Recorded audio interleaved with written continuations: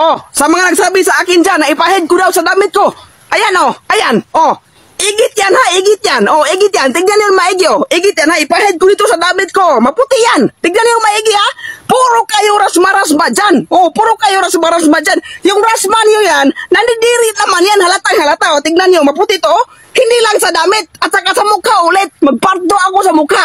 Tingnan niyo mabuti. Oh, tingnan niyo mabuti. Ano? Oh, ayan oh, ayan oh. Oh, ayan oh. Oh. Igit yan ha, igit yan oh. Ha, nakaigit ako kanina oh.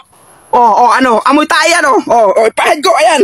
Ayan, oh. Ayan, ano, oh. Ayan, oh. Ayan oh, ano. Oh, sa mukha oh. Oh. Oh, walang diri-diri yan. Ano, oh, ayan oh.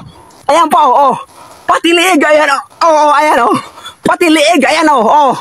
Oh. Ano, oh.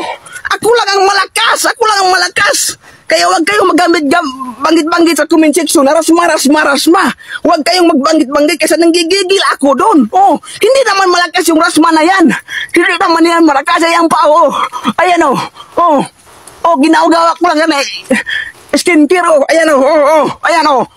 Huwag kayong magbanggit-banggit sa comment section na rasma.